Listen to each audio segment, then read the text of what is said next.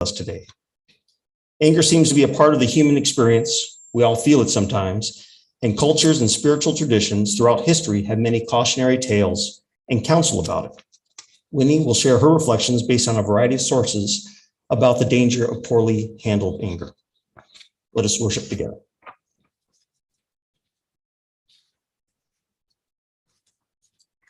When Unitarian Universalists gather for worship, we light a chalice, a beacon to all who are in danger, a signal that they can find sanctuary here. I'd like to invite Carol up to read our chalice words, and while I light the chalice.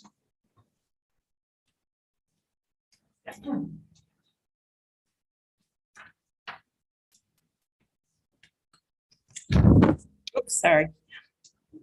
Come one, come all. Come with your missing pieces and your extra screws.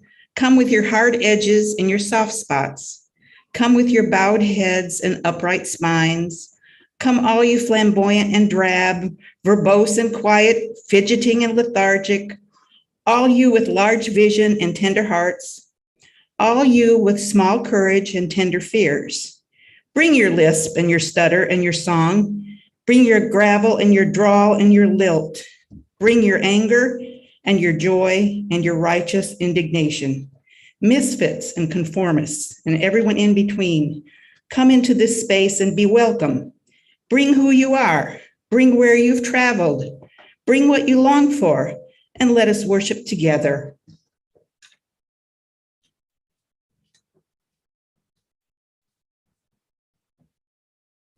Thank you, Carol.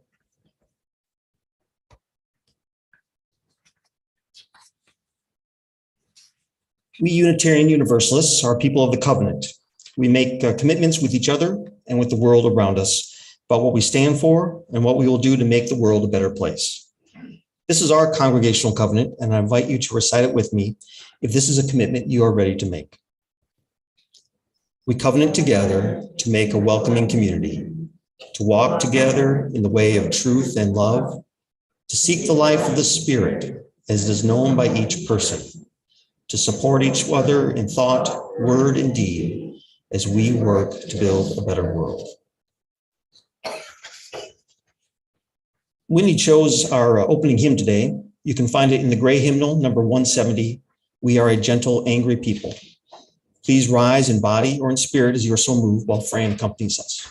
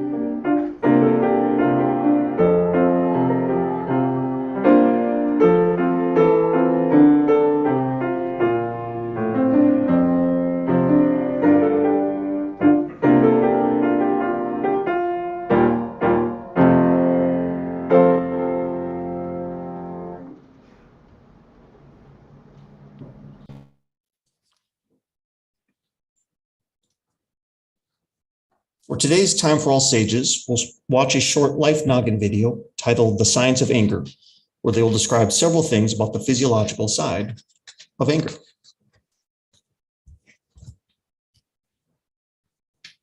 Hey there, welcome to Life Noggin. Have you ever been so angry that you start to relate to those cartoon characters who have steam coming out of their ears? Or maybe you feel like your blood is boiling beneath your skin. Even though you may know what the external cause of your anger is, what's actually going on inside your body when you're angry? That's what we're gonna find out. Imagine that you are driving on a freeway and somebody suddenly cuts you off. You will most likely get angry and either honk your horn or possibly give them a not so nice hand gesture. Admit it, we've all done it before. Inside your brain, the amygdala, which responds to outside stimuli, processes the car cutting you off and coordinates the release of neurotransmitters called catecholamines. These cause you to feel a burst of energy, preparing you for physical action. The hormones epinephrine and norepinephrine are also released, increasing your blood pressure. Your heart rate increases and your face may flush as the blood rushes to your extremities. If you have ever seen someone so angry that they turn red as a lobster, this is why. If you want to keep this anger at bay, you'll have to use your prefrontal cortex. You can think of this as the area that controls your judgment. And if you don't use your prefrontal cortex, you may act aggressively towards others. Take Phineas Gage as an example. In 1848, while at work, a tamping iron was shot through his left cheek and exited through the top of his head. Somehow he survived, but his frontal lobe was severely damaged. After his injury, he is said to have been fitful, irreverent, and had the animal passions of a strong man. Perhaps the damage to his frontal lobe destroyed his ability to control his behavior. He was not only a new man, but also one incapable of self-constraint. It's also important to note that constant chronic anger can greatly increase a person's chance of getting a heart disease like high blood pressure or heart attacks. Anger and the heart are very connected. This is because epinephrine and norepinephrine constrict blood vessels, making your heart pump harder. These two hormones also increase the amount of glucose and fatty acids in the blood. The increased levels can lead to damage in artery walls and speed up the process of atherosclerosis. When the fatty plaque builds up in the arteries, it narrows them and decreases the flow of oxygen-rich blood to the body. This can lead to a heart attack, stroke, or death. But fear not, there are healthy ways to control your anger, such as meditation, anger management therapy, exercise, or even just relaxing and doing something fun, like watching a few Life Noggin.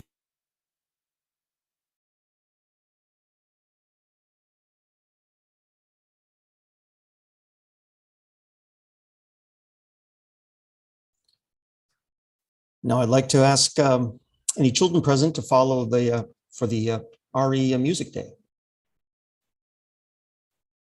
Thank you for joining us.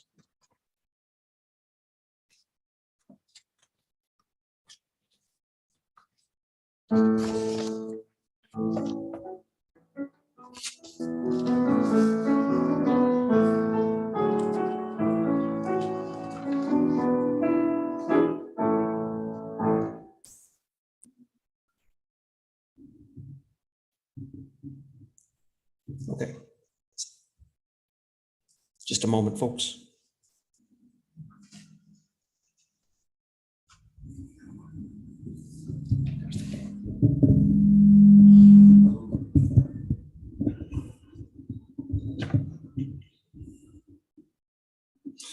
And if you could cross your fingers. Thank you. All of them. All right. September's Share the Plate partner is the Nashville Cares AIDS Walk. Founded in 1985, Nashville Cares is the premier HIV/AIDS service organization in Tennessee. They serve more than 50,000 people statewide each year and provide comprehensive services to clients throughout 17 counties in Middle Tennessee. They provide targeted education, free and confidential HIV testing, and a broad range of comprehensive services to individuals who are at risk for or living with HIV. This month, we have a goal to raise $1,000 for the AIDS Walk. Doing something a little bit different this month, donations of $100 or more will all go directly to Nashville Cares. Donations less than 100 will be split with the GNUC plate. If you'd like to join our team and walk on October 1st, please contact Kristen Revere. Now, please take a moment to read about the ways you can donate while Fran plays our offertory, Dialogue in Two Keys by Dennis Agay.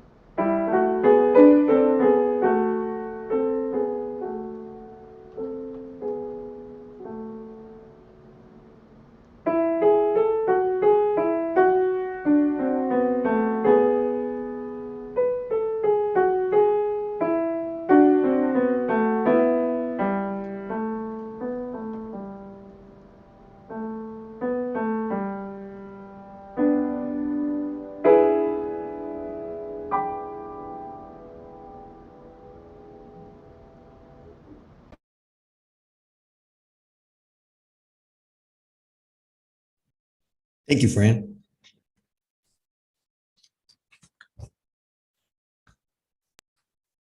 Today's meditation was written by Reverend Gretchen Haley. It is titled, "No, You Are Not Alone," and discover the way our voices rise.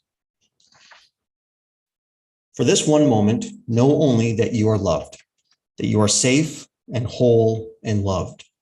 Know that you belong here, here among us, here upon this earth, in your body, however tired or broken your heart may be.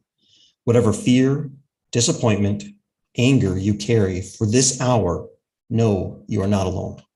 Feel the presence of others surrounding you, breathing beside you and with you, discovering together the way our voices rise and fall together in harmony, in hope. Claim here a resilient freedom, the choice for love, for light, to live with joy and gratitude and praise as a form of resistance.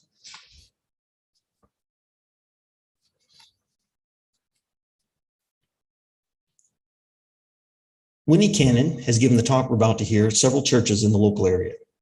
She was drawn to this subject and started researching after Caitlin Kaufman, a local ICU nurse, was shot on I-440 in West Nashville nearly 2 years ago. Whitney is a reading teacher for kindergarten, first and second grade students. She has a thirst for knowledge and learning and realizes we can't continue to grow without consistently learning. Good morning, Whitney.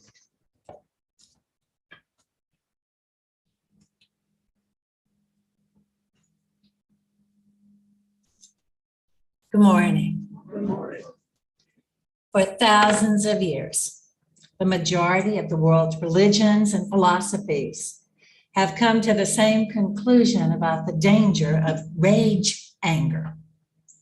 In Greece, Aristotle, writing in 340 BC, said anybody can become angry. That is easy.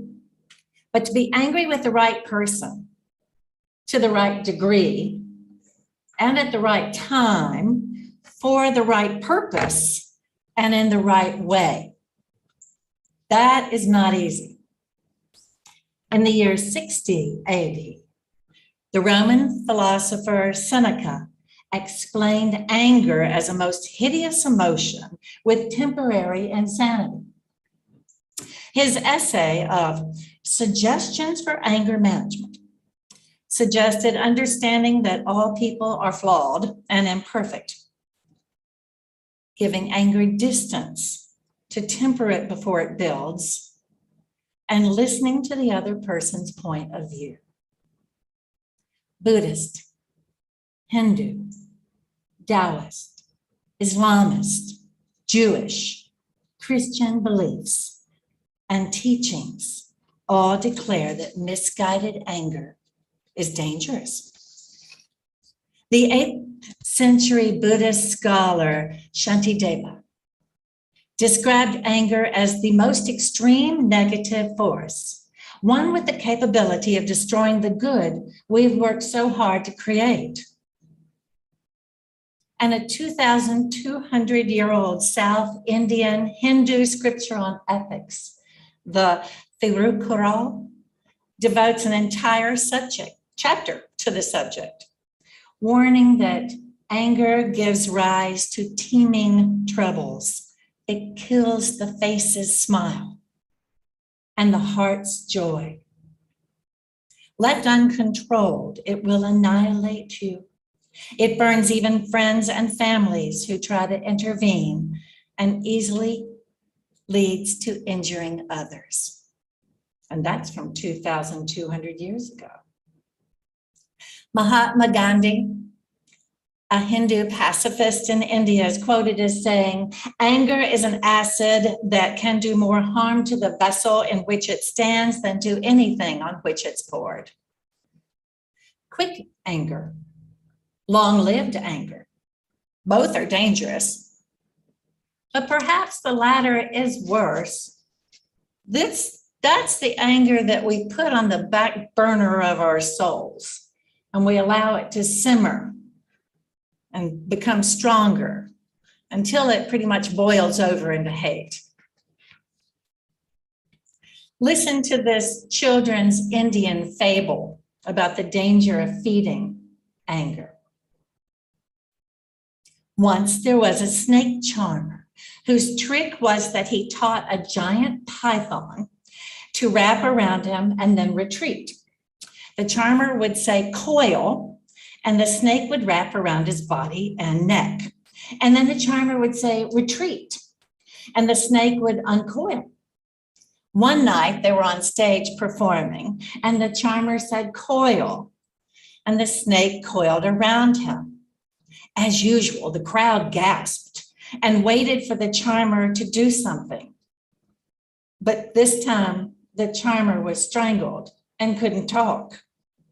By the time someone took action, the charmer was dead, squeezed around his neck and chest to death. And a friend of the charmer later shared, "I remember when he got that snake. It was just a baby, so small he could hold it in his hand. But he played with it, and he fed it, and it grew, and it finally crushed him." In this fable, of course, the snake represents anger. And if we feed it and let it grow, it might very well crush us. Jesus described the danger of anger and stressed the importance of what's happening inside one instead of trying to appear righteous to others. As a Jewish man, Jesus knew the Talmud teaches this. When a person gives into anger, if he is wise, his wisdom leaves him. If he is a prophet, his power of prophecy leaves him. If greatness was decreed for him from heaven, anger will cause him to be degraded. Y'all, when we're blinded by anger and lash out, it hurts us more than it hurts anybody else. At times, it seems as though our world is characterized by anger. Anger in our music, in our schools, in our viewings. Political anger, religious anger, racial anger, wealth inequality anger, and so on. And it's all been justified by social media and old-fashioned media. You have a right to be angry. You are mistreated, abused, a victim. Encouraging narcissistic and self-centered behavior can fuel anger. Historically, it has never been easier to find a platform to fit your anger. Just a click of a mouse, you can find one. But as Aristotle suggested, the important aspect is what we think about and what we do with our emotion of anger. And someone once observed that anger is only one short letter away from danger. Quick side story about dangerous anger. In California, this guy had a bug problem, cockroach infestation in his apartment. He tried sprays, but he couldn't seem to get rid of them. And one day he heard about a brand new type of bug bomb, guaranteed to get rid of the bug and make you have a bug-free home. Now, this was an angry, frustrated young man who wanted to make sure he got rid of those roaches once and for all. So bless him, he bought not just one, not two, not even 10, but 25 bug bombs. And he set them to spraying his apartment. Well, he failed to think about a few things. The bug spray's flammable, and his stove had a pilot light. Well, the spray ignited, blasting his door across the street, breaking his windows, setting his furniture on fire. Thankfully, no one was seriously injured. I was so angry, I didn't think. I really wanted to kill all of them, he said to the media. I thought if I used a lot more, it would last longer. Well, the blast did cause damage to his apartment building. And well, the roaches, they were crawling around the rubble the next day. Of course, anger is not always stupid or evil.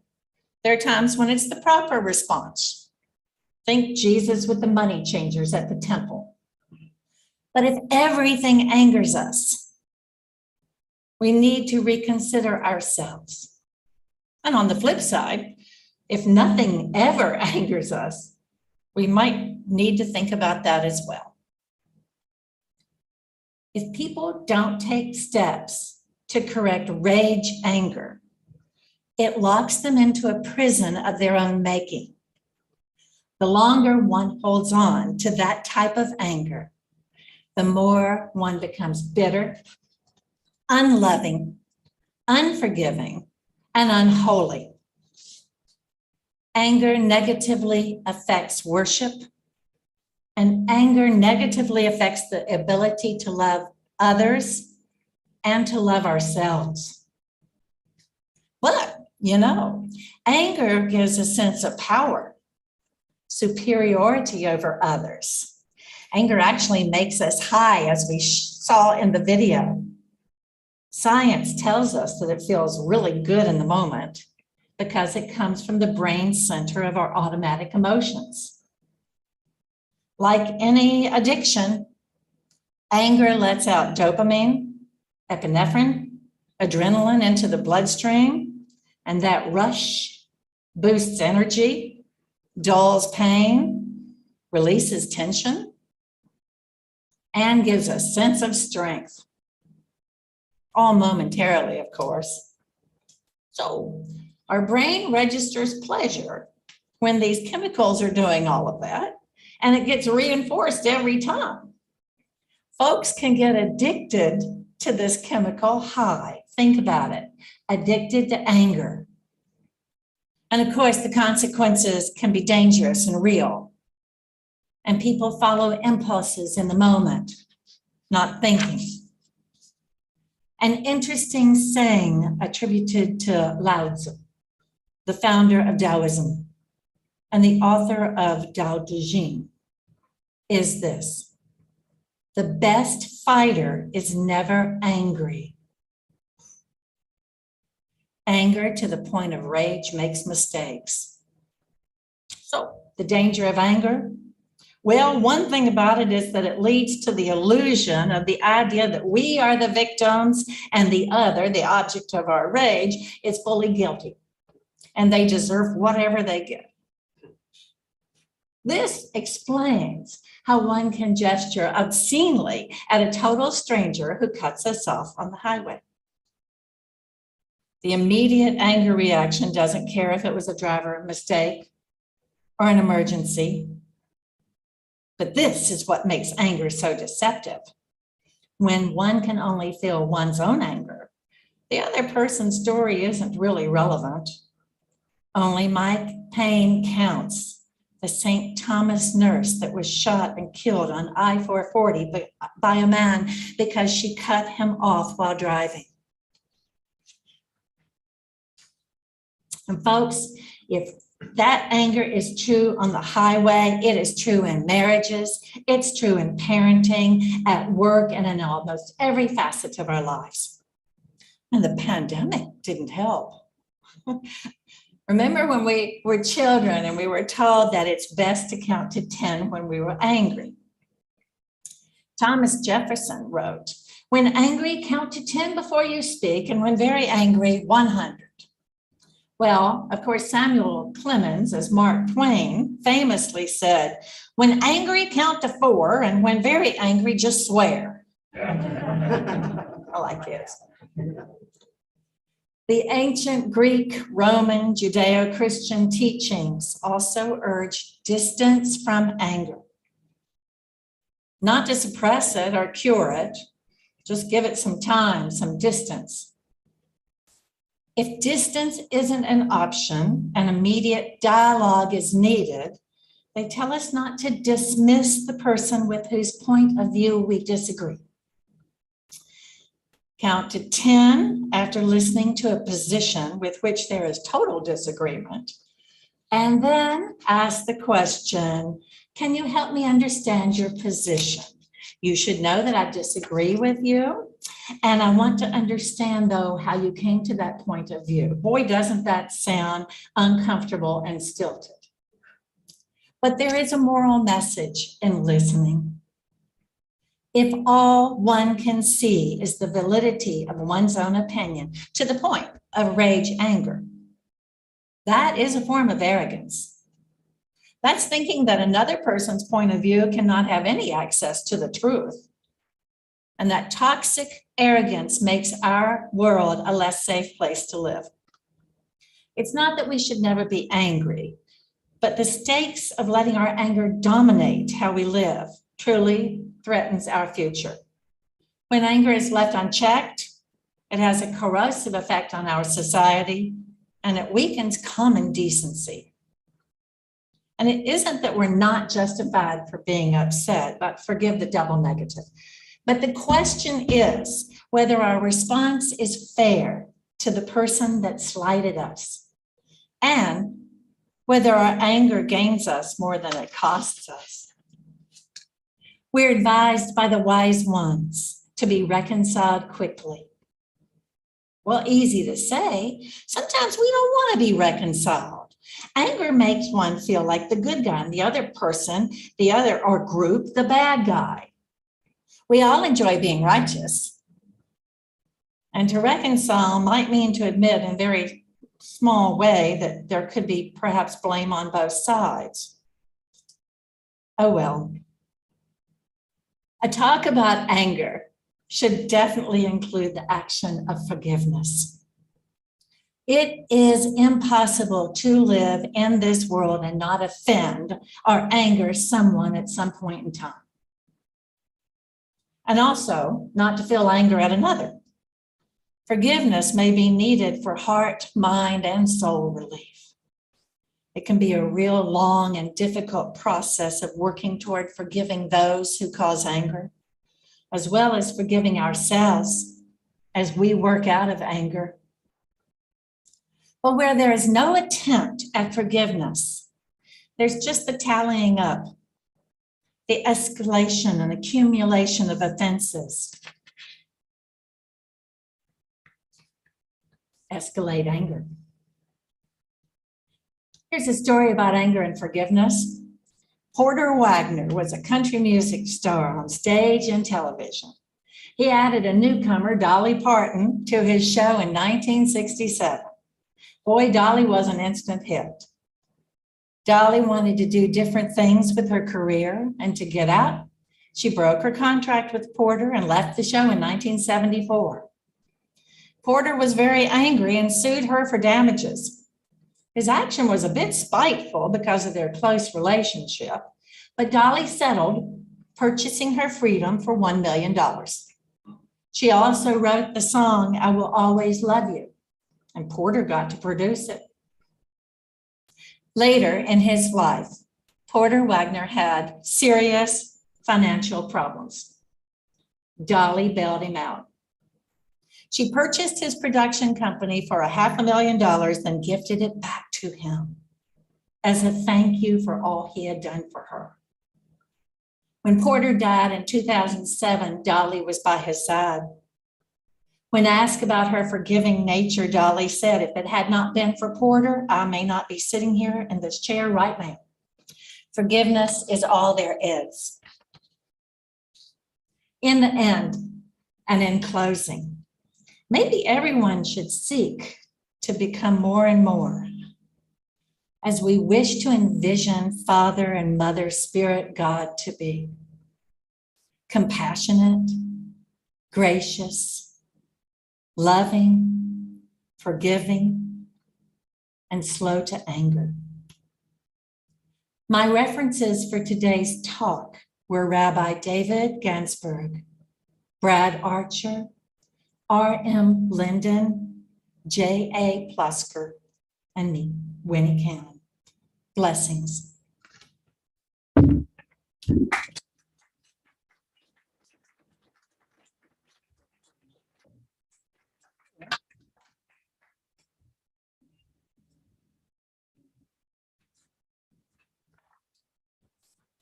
Thank you, Winnie. That was wonderful. I never thought about anger as being addictive before. That made a lot of sense. I'm going to try counting to 4 or swearing this week. Our next hymn is number 300 in the gray hymnal, "With Heart and Mind." Please rise in body or in spirit as your song while Fran accompanies us. I'll play it through bars once.